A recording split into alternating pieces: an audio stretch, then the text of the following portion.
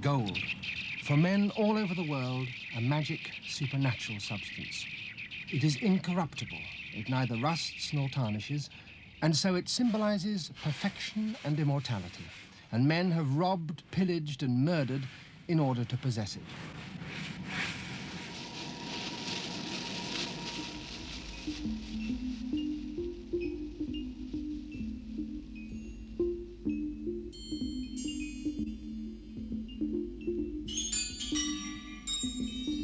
No one has used it more lavishly or with greater splendor than the people of ancient America.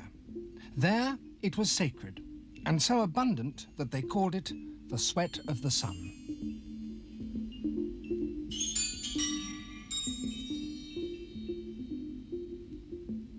To the Spaniards who conquered the empires of the Aztecs and the Incas, it was a perpetual lure, and for centuries they pursued the legend of El Dorado, the fabulous golden man.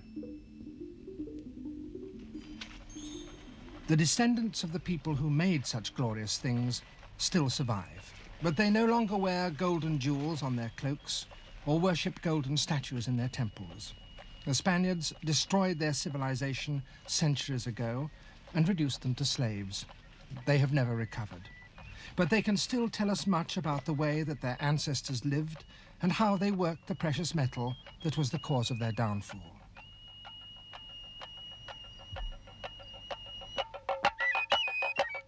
The first great civilization that the Spaniards met in the New World was that of the Aztecs in Mexico.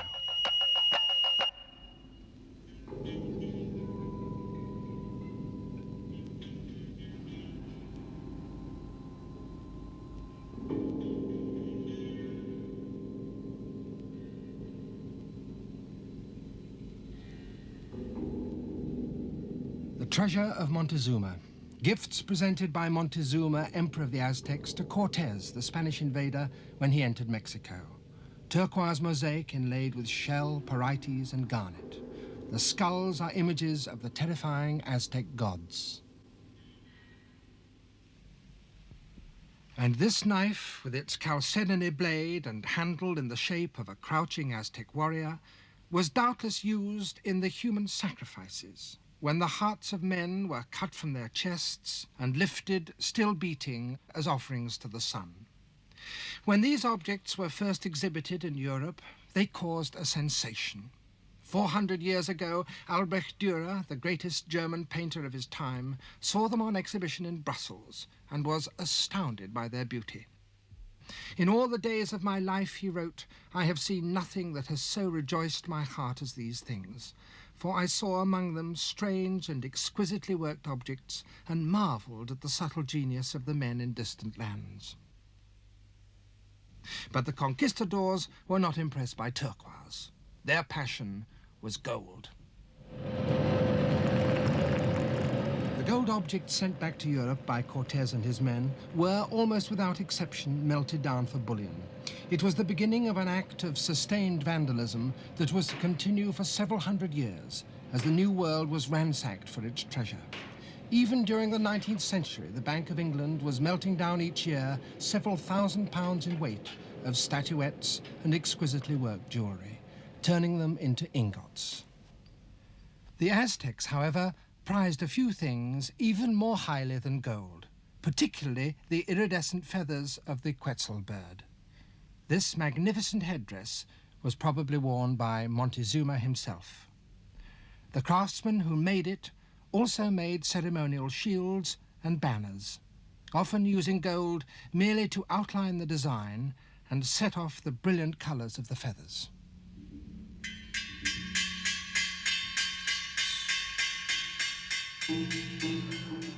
Contemporary manuscripts give some idea of how the goldsmiths smelted their ore, washed the castings in special solutions, and gave them a high polish.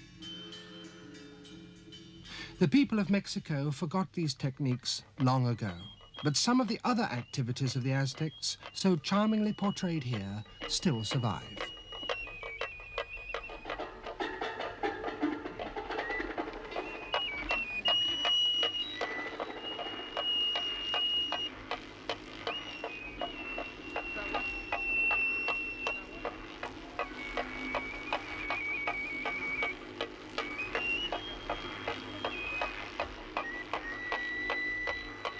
This strange ritual was ancient when the Aztec chroniclers illustrated it.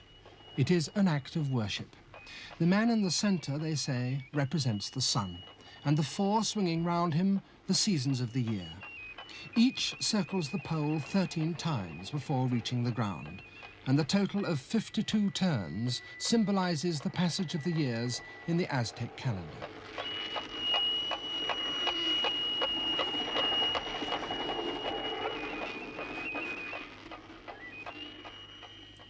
Aztec towns were dominated by their temples. This, one of the smallest, is one of the few surviving which, although much restored, gives an accurate idea of what they were like. Today, village children play over them, barely conscious of their original purpose, for these were places of horror.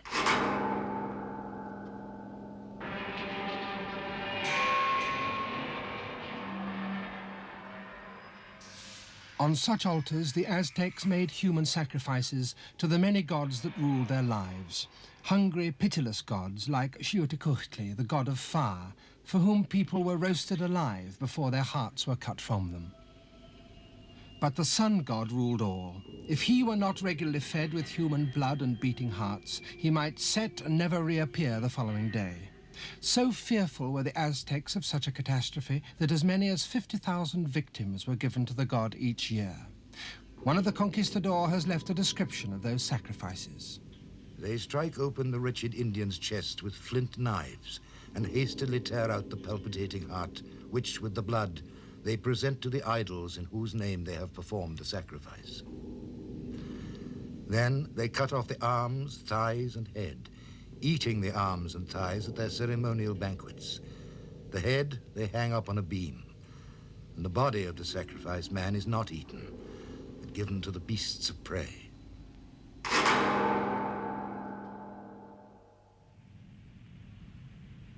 The greatest temples stood in the capital, Tenochtitlan. It was built on an island in a lake, and the conquistador marveled at its splendor, for it was as big as any city in Europe. Yet they destroyed it utterly and built Mexico City in its place. Of the surrounding lake, all that remains are a few placid lagoons. Among them stand small islets, originally made by the Aztecs, who cut canals through the swamps and piled up the debris between the waterways to form artificial islands. Here the Aztecs grew vegetables and flowers, just as the Mexicans do today.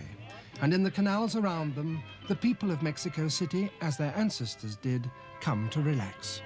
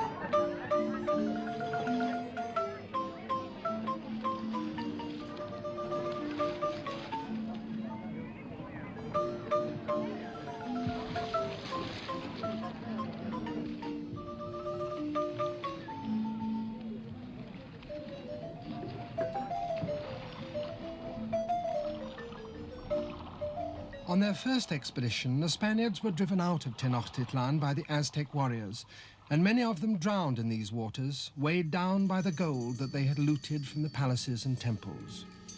But the Aztec victory was short. Within a few months, the Spaniards were back to strip the city of its remaining gold, digging up the very foundations of the temples in their search. So completely did they destroy the city that now, to find an Aztec building still standing, you have to go far from the capital and into the country. And here the presence of the Aztecs is very vivid indeed. This is Malinalco, a small settlement in a remote valley about 70 miles south of Mexico City. And here they've survived one of the very few groups of comparatively undamaged Aztec buildings. The Aztecs were a warrior nation, And within 100 years, from somewhere near the beginning of the 15th century, they built themselves an empire. And this place, Malinalco, was one of the last bits of territory to be added to that empire. And here they built a small and beautiful temple dedicated to an order of military chivalry, the Knights of the Jaguar and Eagle. When this was new, it glowed with color, for all these sculptures were painted. The skin of the jaguar was painted yellow with black spots. The jaguar is a nocturnal animal, and the jaguar knights were dedicated to the god of the night sky. The eagle knights, they were dedicated to the god of the sun, for the eagle is a creature of the sun that floats in the sky. And when they went into battle, the eagle knights wore feathers on their back and the skull of an eagle with its beak over their forehead. In the same way, the jaguar knights wore tunics of jaguar skin.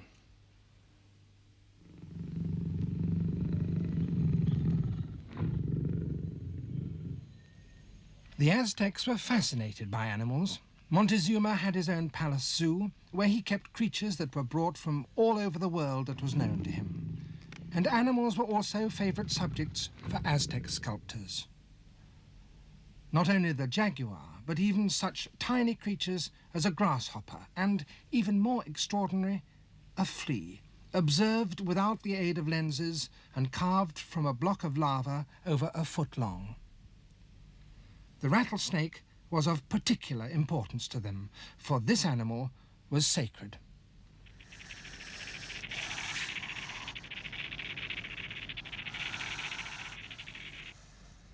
Their poets, too, celebrated the natural world, and since the Aztec language, Nahuatl, is still spoken, much of their verse is still alive. Yaio, Yaio, Yahweh, Ayia, Ayia, Owaya. Macaj, Tlayocoya, Macaj, Kelnamiki, Intlatihpaj, Ayawe. Oh, you do not come twice onto the earth.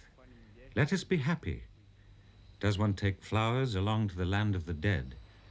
They are only lent to us. The truth is that we go. We leave flowers and singing and the earth. The truth is that we go. If it is only here on earth that there are flowers and singing, let them be our wealth. Let them be our adornment. Let us be happy with them.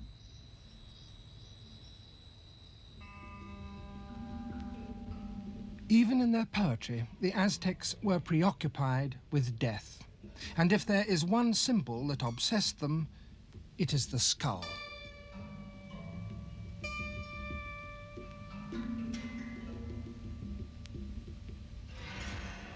This one is natural size, carved out of solid rock crystal.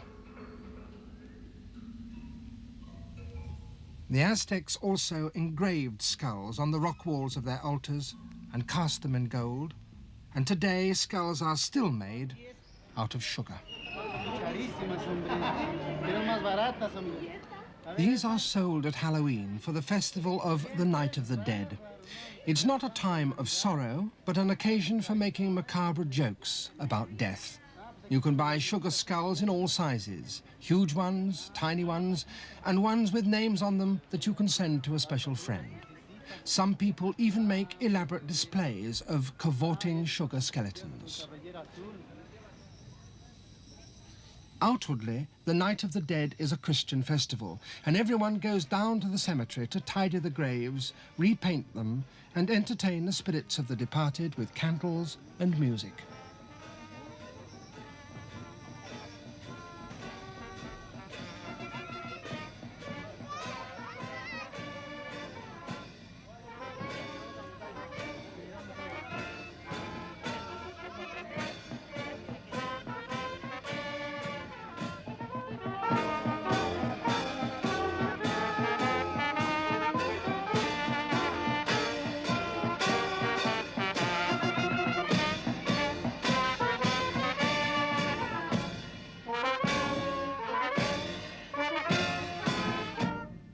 The Aztecs, too, believed that men had souls, but what happened to them depended not on their conduct in life, but on the manner of their dying.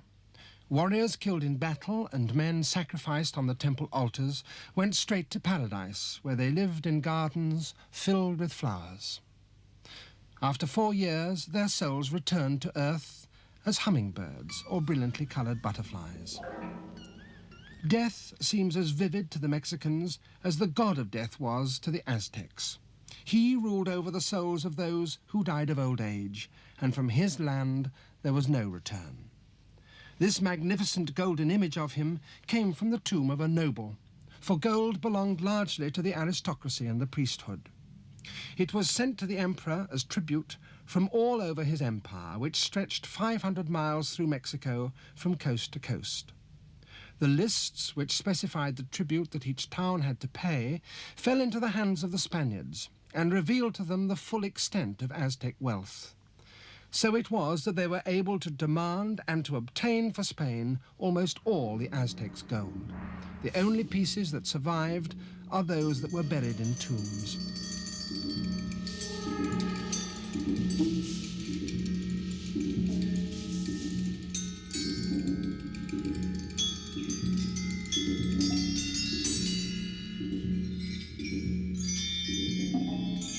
The finest pieces the Aztecs owned were made not by them, but by a neighboring people, the Mixtec, whose craftsmen were unexcelled. But the conquistadors seem to have had little appreciation of the beauty of such things. To them, it was the weight, the sheer quantity of the metal that mattered. The Aztecs watched them with scorn as they pillaged Montezuma's city. They picked up the gold and fingered it like monkeys. They seemed to be transported by joy as if their hearts were illuminated and made new. The truth is that they longed and lusted for gold. Their bodies welled up with greed and their hunger was ravenous. They hungered like pigs for that gold.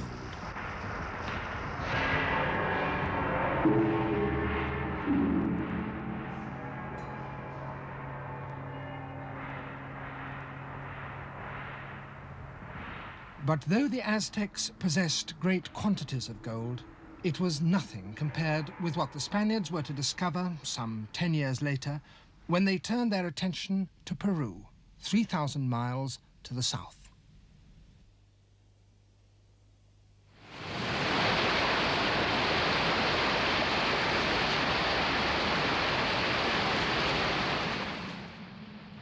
The riverbeds of the Andes were rich in gold, the yellow grains lying mingled with the sand and so heavy that it was easy to wash them out. One of the Spanish chroniclers, soon after the conquest, claimed that in all the country known to him, there was not a single river without gold. Higher up in the mountains, 10,000, 15,000 feet high, where the air gets thin, the gold occurs as yellow veins and spangles in the rocks. People came up here to mine it, and with it they made marvelous things.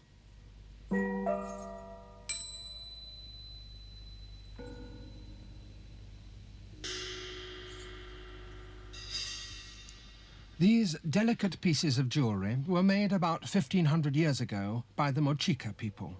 Even then, gold working in this part of the world was an ancient technique with a history 2,000 years long.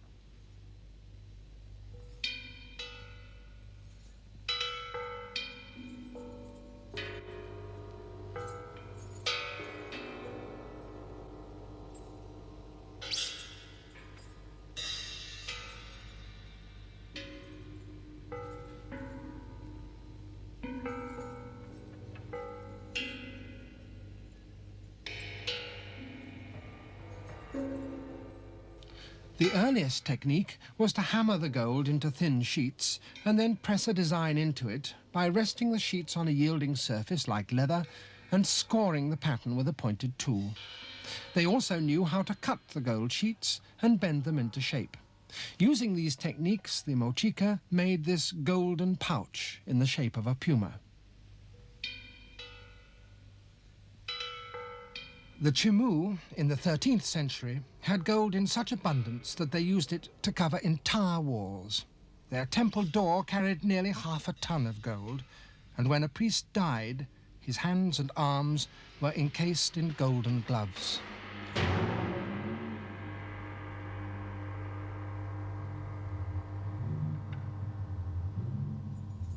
This figure of a priest is one of the Chimu masterpieces of gold work.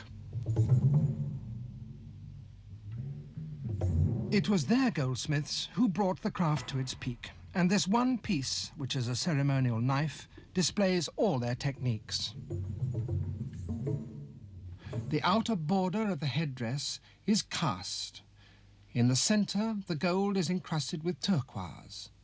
The face is made from metal that has been hammered into a sheet, and its features have been embossed into it.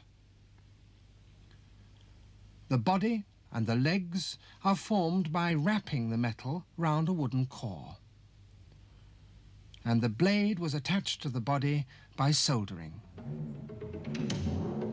But the Chimu Empire eventually fell to an even more powerful people, the Incas. The Incas had a civilization just as sophisticated as that of the Aztecs. They built great cities. This is Machu Picchu behind me. And like the Aztecs too, they worshipped the sun. The most sacred place in that city is the Intihuatana, literally the hitching post of the sun, where the priests could tether the sun by ritual, and so from the shadow cast by the spike in the middle, calculate the equinoxes and the seasons of the year. In that time, the Incas were unsurpassed as masons. They built the most elegant and complex structures, like that circular tower. And what's more, they built them out of granite, one of the hardest of rocks. And the only things they had to work the granite with were stone tools and bronze tools and sand with which to polish the surface. And they constructed the blocks so accurately that they are put together without any mortar whatsoever. This is the house of one of their noblemen or priests, and around it, as nearly all Inca houses have, are niches. Here they would have placed their golden idols. They cut these blocks all sorts of shapes and sizes. Sometimes they cut it out of the living rock, as here. This corner piece is one huge boulder out of which they have cut this angle here. And the walls of this building slope slightly inwards, and that, together with the irregular blocks which key into one another, means that these buildings have stood in this zone of very heavy, frequent earthquakes for 500 years. And when you look at these blocks, and with the loving care and skill with which the edges have been chamfered, and the way that corner just fits into that there, you can't help but feel that they actually took a positive delight in craftsmanship of this quality. And if that's the case, perhaps, too, they took a real delight in placing their cities and laying them out so beautifully on high plateaus like this, way, way up above the clouds.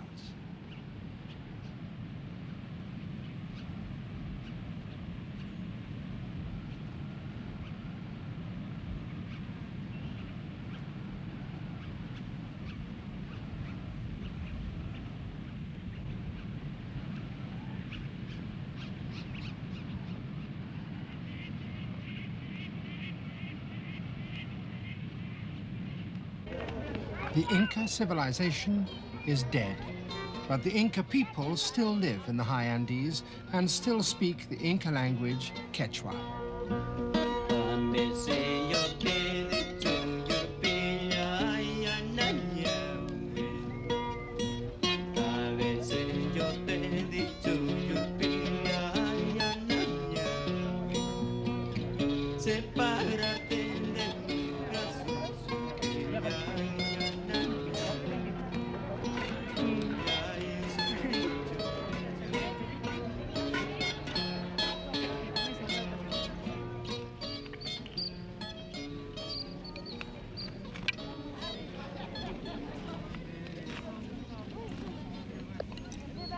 In Inca times, all had to pay tribute to the emperor. Some paid in labor, and some with the beautiful, intricately woven textiles that are still made from the wool of llamas and alpacas.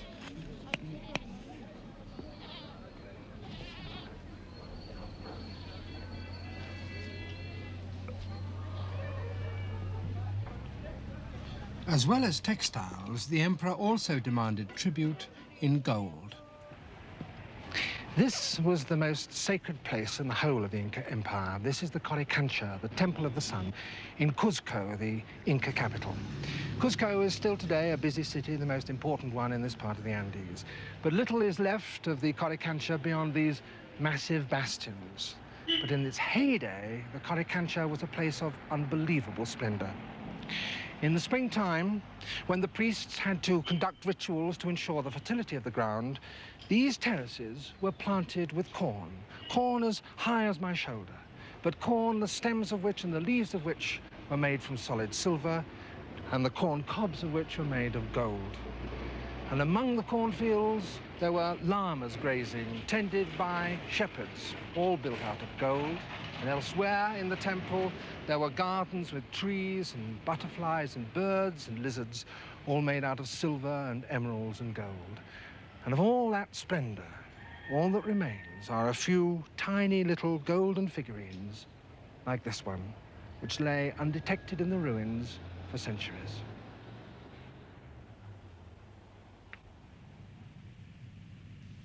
Just as the Incas called gold the sweat of the sun, so they called silver the tears of the moon. Their country was rich in that as well, and they worked it with equal skill, ingenuity, and wit.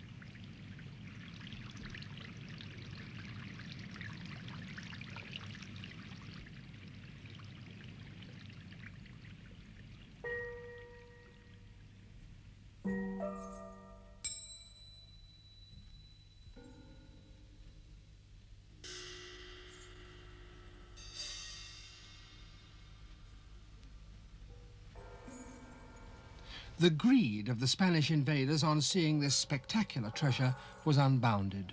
They captured Atahualpa, the Inca emperor, and held him to ransom for as much gold as it took to fill a room from floor to ceiling. The Incas paid the price and more. The Spaniards took the gold, and then they murdered Atahualpa.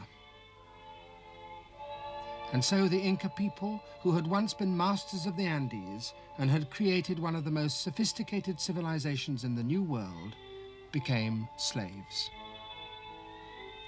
In their search for the precious metals, the Spaniards demolished whole towns, tore down temples to their very foundations, and then, as foreign conquerors so often do, they built their own churches on the ruins.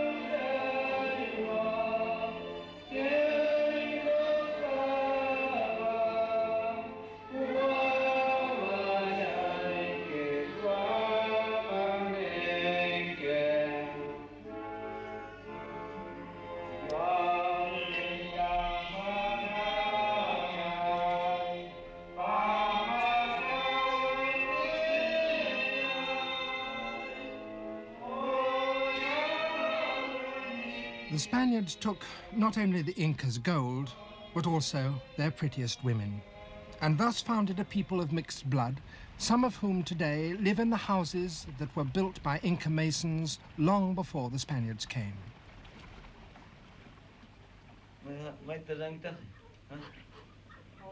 This single room is the home of one such family. A man, his wife, 6 children, ducks, chickens, a cat, and several dozen guinea pigs. In the wall above, there is a typical Inca niche with sloping sides, but in it, where once stood images of gold, there are now tin mugs.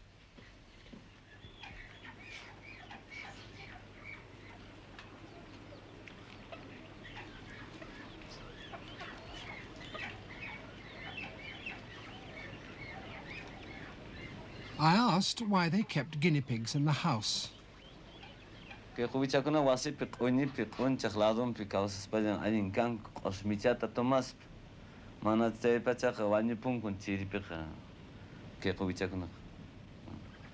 Speaking in the language of the Incas, he told me that the animals in these cold mountains needed the warmth of the kitchen fire. He doubtless thought it unnecessary to add that guinea pigs here are not pets, but food, as they've always been. Inca kuna arin tiarang paikun. Arin sumacht kausa kuliankako. Kushkalya yanapanakuspa aininakuspa. He spoke proudly of his Inca blood, and though he knew that there was a Spanish soldier among his ancestors, that to him was not important, because, he said, a person owed most to his mother, in whose body he grew, and all the female line of his ancestors had been Inca. He wanted to live, he said, as the Inca had lived. Then there had been no need for money, and everyone had helped one another. But those days ended when the Spaniards came. And now, he said, the Inca's glory is gone.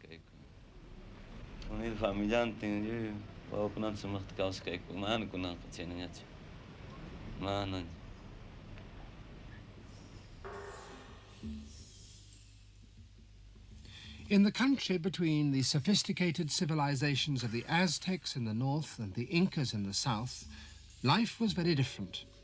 The people here lived not in huge imperial cities, but in small towns grouped together under one paramount chief. Although their life was simpler, their goldsmiths were as skilled as any in the whole continent, and they made objects of the greatest splendor.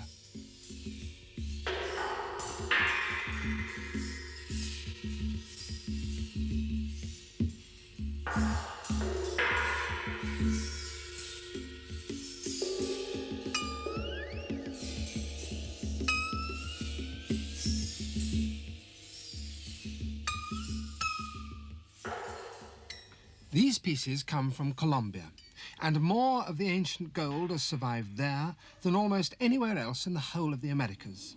The reason for this concerns the way in which the people lived. It was comparatively simple for the Spanish conquistador to siphon off the Aztec and Inca gold because it was concentrated amongst one small group of people, the nobility and the priesthood. But here in Colombia, it seems almost anyone could own gold. And what's more, many people seem to have managed to save it from the grasping hands of the conquistador. But what they were able to save during life, they've been unable to do in death.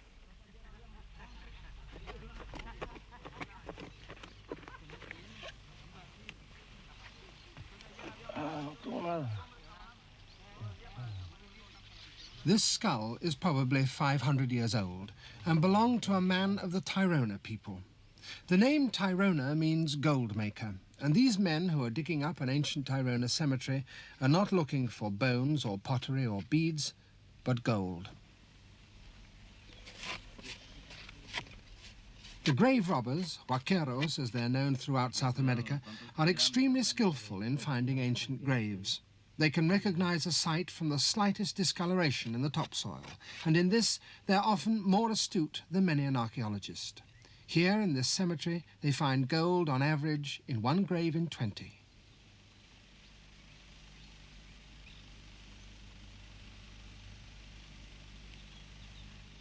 Muy pequeño. Pequeño. Sí. De esta manera, pero tienes que tener cuidado.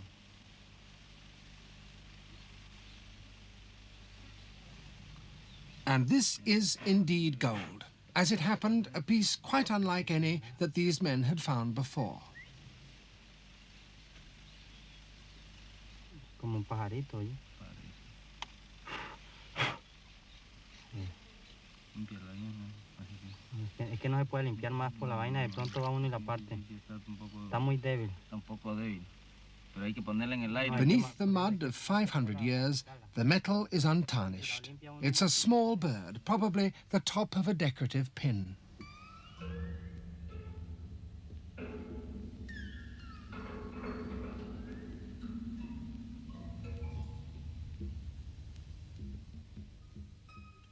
Unhappily, the huaquero's interest is only in gold.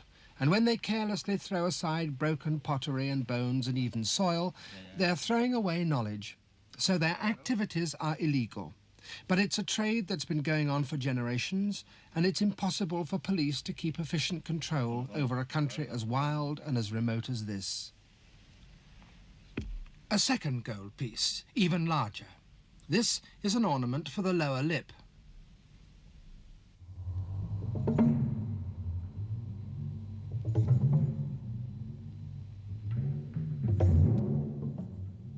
Most techniques of gold working were known to the Tirona. They hammered it and soldered it as others did, but above all they were masters of the process of casting it by the method called lost wax, and this indeed was the way they created these pieces. First, the object is modelled in wax. Then it's wrapped around with clay and the whole lump heated so that the wax is driven off as vapour. This leaves a hole inside the baked clay in the shape of the object to be cast. Until comparatively recently, no one had ever seen any complete ancient moulds for gold, but a group of 10 have now been discovered in a grave. This mould is complete. The wax model was inside it once, and when the earthenware was put round it, it was fired, the wax came out of that hole, leaving an empty shape. But what that shape is, no one at the moment knows.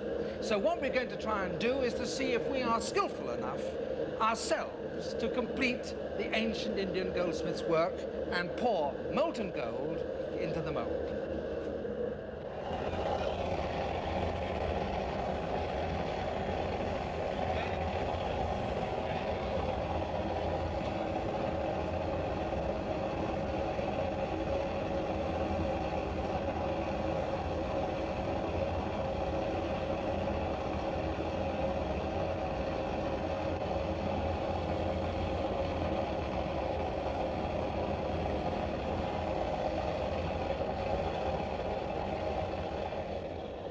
And now it's had time to cool down.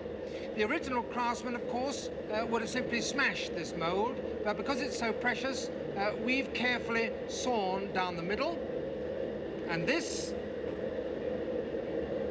is what's inside.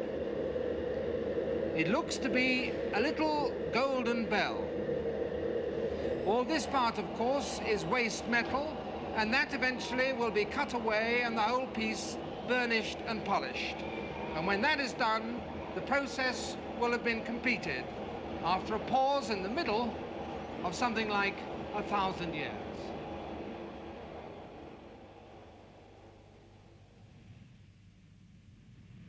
The descendants of the Tirona still survive, here in the high mountains of northern Colombia.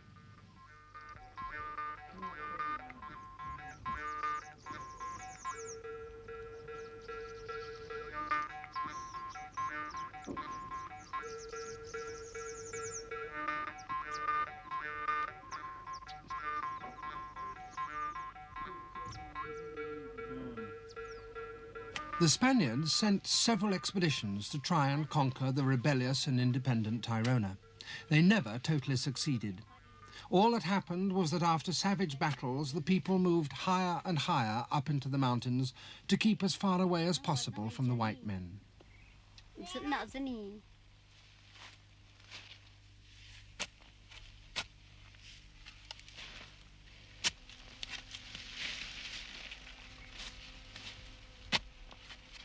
Averi sige moge pari imi dun zani kavin dei me zan kwar bunachun tazori mizu nar nakash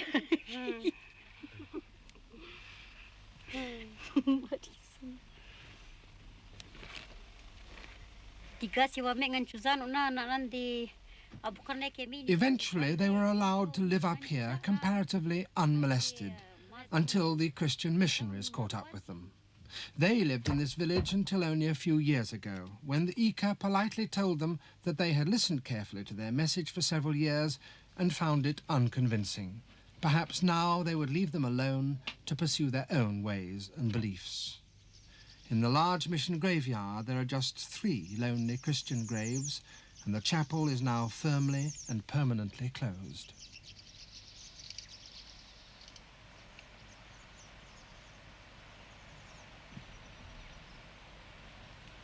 The Incas' world abounds in symbolism. Outside their village, they maintain a sacred garden stocked with every kind of plant known to them. In the heart of that stand sacred houses. The path to the men's house is itself a symbol of male fertility.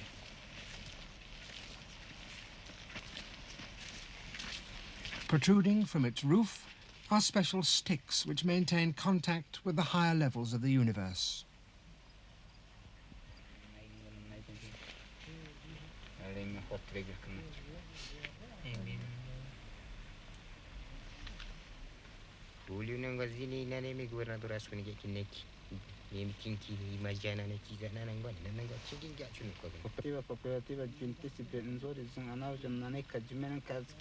Only men are allowed here. Women have their own house nearby. And here the men sit and debate. And here too they chew coca leaves and drift into a mild trance as the drug takes effect. The leaves are chewed with powdered lime, kept in a bottle called a poporo, and it's a matter of pride to build up a ring of lime around the mouth of the bottle. These days, poporos are modest gourds, but before the Spanish conquest, they were made from gold. These, excavated from thousand-year-old graves, are clear evidence that the habit of drug chewing has great antiquity. Perhaps, too, it was the visions they saw while taking drugs that led the goldsmiths to model a strange menagerie of golden monsters, fantastic creatures that could only have lived in the minds of the men who made them.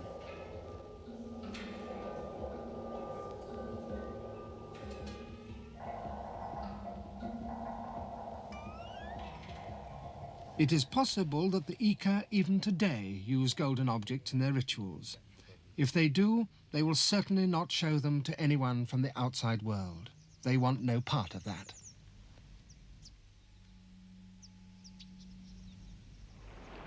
"400 miles to the south lived another gold-using people, the Muiscas.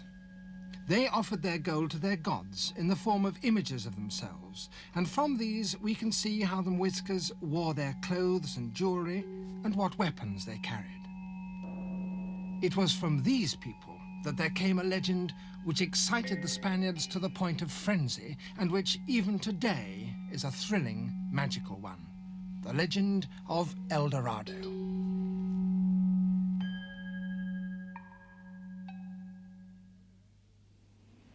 But El Dorado was not just a legend, it was a fact.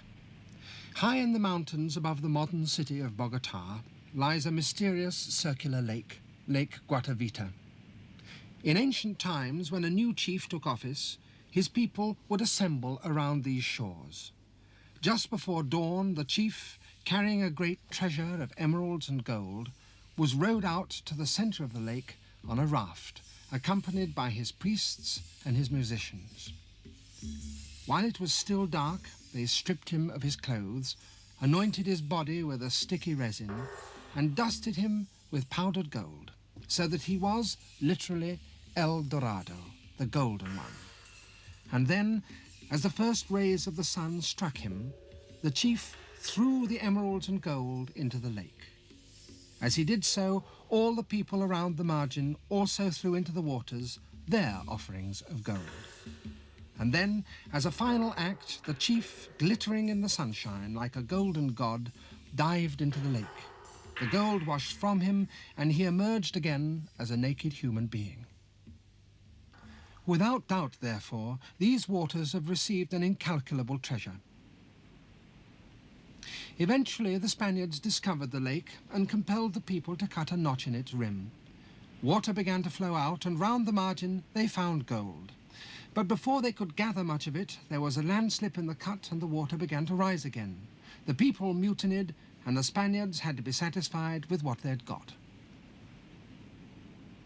Since that time, there have been many more attempts to retrieve the treasure. For although the Spaniards took bits and pieces from around the margin, most people think that the main treasure still lies in the center of the lake. But none of them have been successful, and at least one of them had all the characteristics of a farce. At the beginning of this century, an English company was formed called Contractors Limited. They came up here and made elaborate surveys of the lake, calculated that it was something like 120 feet deep, and decided that the way they would drain it would be to drive a gallery from outside the mountain up underneath the lake. What precisely happened, no one is quite certain today, but it seems that they did drive such a shaft, and that they did wake up one morning to find the lake almost empty and an expanse of mud. They got a few objects from near the margin, but they couldn't go out into the middle because the mud was too deep. And while they were sitting and wondering what to do about it, the sun beat down on the mud and turned it all into hard as concrete. And then they couldn't get the gold out, and so they decided they'd have to go back to Bogota to get fresh equipment in order to deal with the concrete hard mud. And when eventually they came all the way back up here, they found that the mud, baked hard as concrete, had actually sealed their gallery, and the lake was now full of water again. And by that time, their money had run out, so they too abandoned the effort.